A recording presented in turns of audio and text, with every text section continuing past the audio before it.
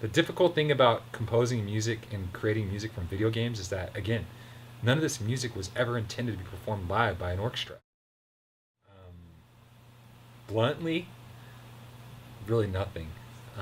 It's really it's something that um, we actually have to take upon ourselves. It's a lot of guesswork. It's really just knowing your client at the end of the day, kind of knowing what Nintendo would want.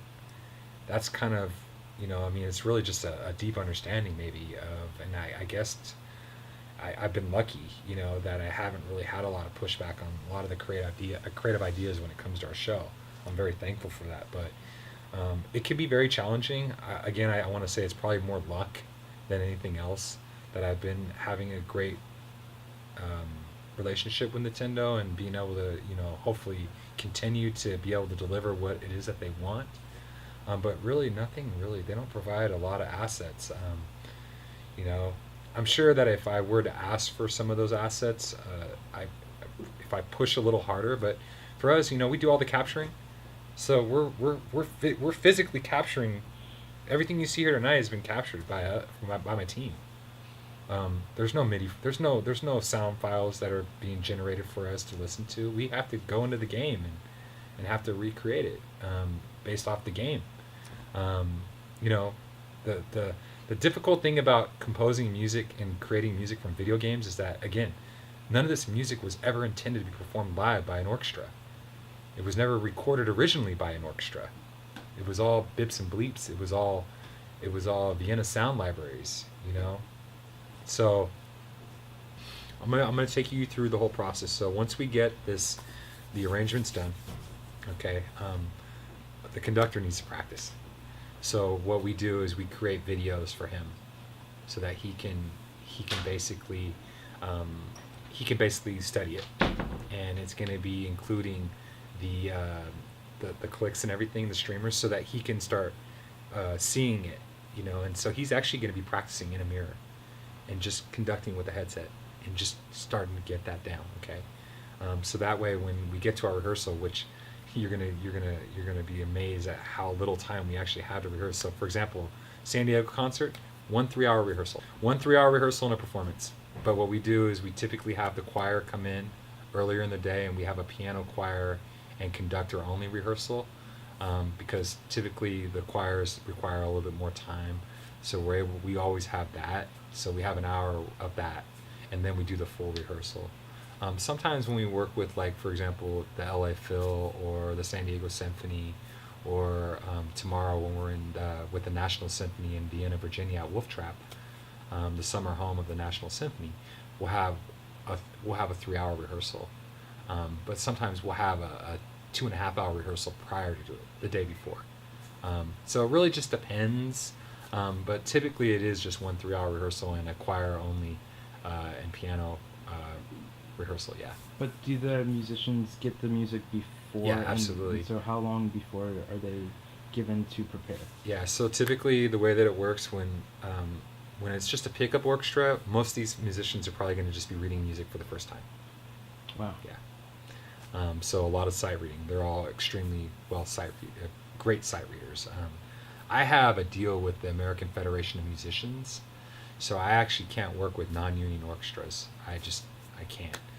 I'm bounded by the AFM to work with AFM accredited musicians. So it's really not. It actually makes my life a lot easier because the caliber of musicianship is at the highest level in America. So the for them to sight read and only see, it's not a big deal, Yeah. because I mean it's like me reading Japanese, and I can read Japanese and I can read and write and I can do it at a high level. It's like them reading music is the same way. They can do it like it's easy. Um, but so it's not that big of a deal. And the music is complicated, but it's not as complicated. But the quality control measure that we really that helps the process is the click track. So we have technology that we've created which is unique to our show. We have wireless click tracks, so all those cable runs that don't exist on our stage, they don't exist because we have wireless click track. So it's great. So that's a quality control measure that we use. Fortunately for me, and fortunately for the team that I've been able to put together, they are Zelda fans. They're video game music fans, and they're equally as passionate as me. And at the end of the day, we're all committed to giving Nintendo the. I mean, my goal is to make this a first-party experience, and that's, I think, and it has to be a seamless first-party experience, so that anyone who comes to the show, it's an official Nintendo licensed concert. It's not about me. It's not about JMP. It's about Nintendo, because at the end of the day, I want people to think that this is this is a Nintendo event, and that's why people want to come. This is a show that has been blessed by Mr. Miyamoto, Mr. Aonuma, Mr. Kondo, and that's really where the focus needs to be for me, because that's what the fans want to see. They want to see those gentlemen, because at the end of the day, those are the people that made this a reality. They're the ones that are delivering, and I'm just a messenger, and hopefully I'm giving the fans the best message, and being able to deliver, what the visionaries of the game, the actual game, wanted them to see if they had the tools that I have when they were actually creating the music, right? Like, just imagine if Mr. Kondo had a 66-piece orchestra and they were doing live soundtracks, or creating soundtracks with real orchestras instead of using a library to emit those sounds, right? Think about what he would be doing. Mr. Kondo is a pianist. I've actually done shows with him at some of my other concerts. When I first started working with Mr. Kondo, he actually came from Kyoto, and he came to Chicago. I was doing a premiere, and I had everyone there. I had of course, Mr. Kondo. I had Mr.